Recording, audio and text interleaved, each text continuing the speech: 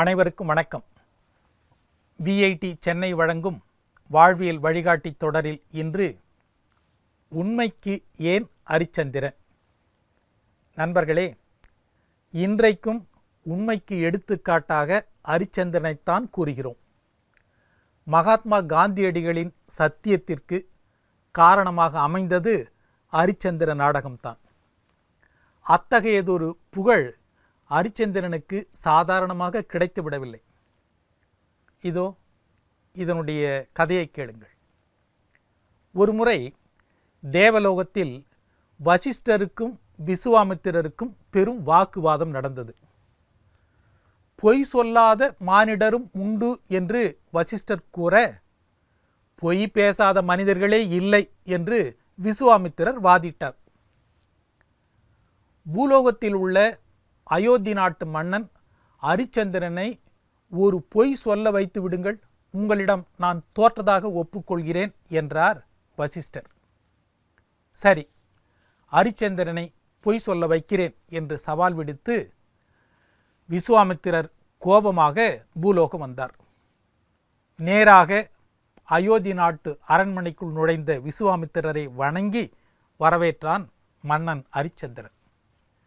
மன்னனை வாழ்த்திய விசுவாமித்திரர், அரிச்சந்திரா, நான் செய்யும் யாகத்திற்கு சிறிது பொருள் தேவைப்படுகிறது, அதற்காக உன்னை நாடி வந்துள்ளேன் என்றார் விசுவாமித்திரர். மனம் மகிழ்ந்த அரிச்சந்திரன் 1000 பொற்காசுகளை அள்ளி கொண்டு வழங்கினான். அதை பெற்றுக்கொண்ட விசுவாமித்திரர் அரிச்சந்திரனை நோக்கி, மன்னா, இந்த பொற்காசுகள் உன்னிடமே இருக்கட்டும், தேவைப்படும் போது நான் பெற்றுக்கொள்கிறேன் என்று கூறிவிட்டு அரண்மனையை விட்டு வெளியே வந்துவிட்டார். நாட்கள் கடந்தன. விசுவாமித்திரர் மீண்டும் அரிச்சந்திரனை நாடிச் சென்றார். வழக்கம் போல மன்னன் அரிச்சந்திரன் அவருக்கு வரவேற்பு அளித்து, நான் தங்களுக்கு செய்ய வேண்டிய காரியம் ஏதேனும் உள்ளதா என்று பணிவோடு கேட்டான். அரிச்சந்திரா, நீ சொன்ன சொல் தவறாதவன் என்றும் சத்தியமே பேசுபவன் என்றும் நான் அறிவேன். நேற்று என் கனவில் உன்னுடைய நாட்டை எனக்கு தானமாக கொடுப்பது போல் கனவு கண்டேன். அப்படி நடக்குமா என்ன என்று கள்ளச்சிரிப்போடு கேட்டார் விசுவாமித்திரர்.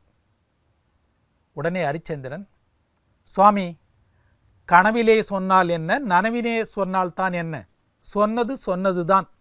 என் நாட்டை தங்களுக்கு தானமாக இப்போதே தருகிறேன் என்று மகிழ்ச்சியுடன் கூறிய அரிச்சந்திரன் உடனே தன் நாட்டை முனிவருக்கு, அதாவது விசுவாமித்திரருக்கு தானமாக கொடுத்து விட்டான்.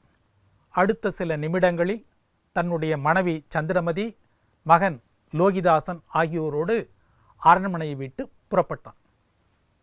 அரிச்சந்திரன் புறப்பட்டு செல்லும்போது விசுவாமித்திரர், நில் அரிச்சந்திரா, என்னுடைய 1000 பொற்காசுகளை தந்துவிட்டு போ என்றார் விசுவாமித்திரர்.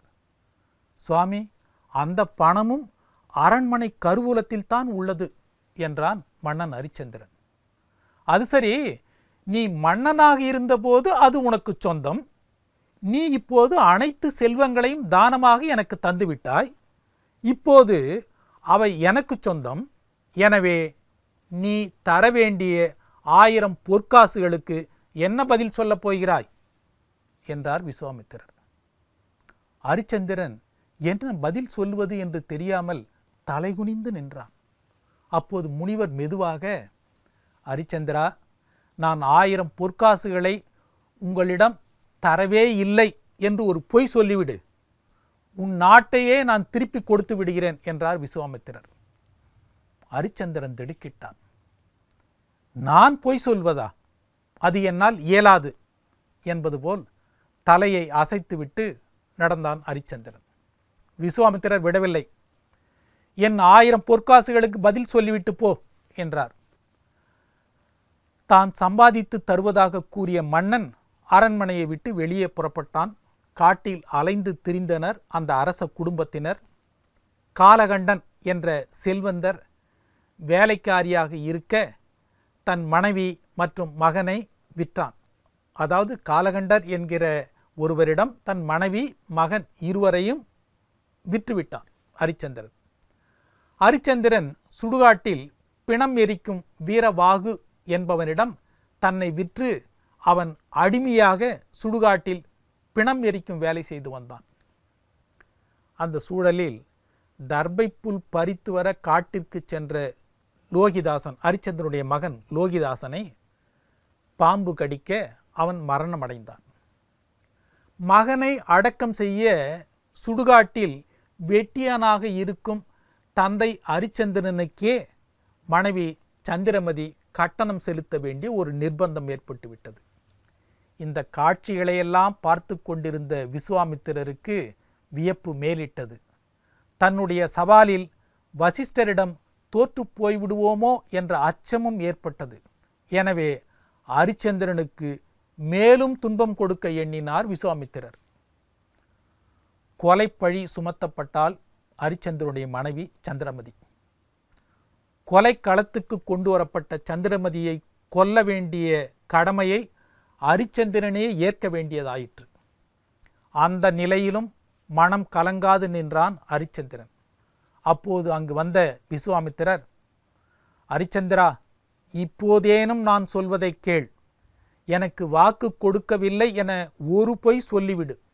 மீண்டும் அரச பதவி, இழந்த நாடு, வாழ்க்கை எல்லாம் உனக்கு கிடைக்கும் என்றார். ஆனால் அதனை ஏற்க மறுத்தான் ஹரிச்சந்திரன். கட்டளைப்படி கத்தியை ஓங்கி சந்திரமதியின் கழுத்தில் வீசினான். என்ன ஆச்சரியம்! கத்தி மாயமானது. கழுத்தில் மாலையுடன் நின்றாள் சந்திரமதி. சிவபெருமானும் பார்வதியும் வசிஷ்டரும் தோன்றி ஆசி கூறினர் அவர்களுக்கு. விசுவாமித்திரர் தன் தோல்வியை ஒப்புக்கொண்டார். ஹரிச்சந்திரா, உலகில் உண்மையும் சத்தியமும் உள்ளவரை உன் பெயரும் நின்று நிலைக்கும். நீ உன் நாட்டை அடைந்து பல்லாண்டுகள் வாழ்வாயாக என்று ஆசி வழங்கி மறைந்தார்கள். எத்தனை துன்பங்கள் நேர்ந்த போதும் பொய்யே சொல்லாமல் உண்மையை மட்டுமே பேசிய ஹரிச்சந்திரனின் அன்றைய வாழ்க்கை இன்றைக்கும் நமக்கெல்லாம் ஒரு பாடமாக உள்ளது. மீண்டும் நாளை சந்திப்போம்.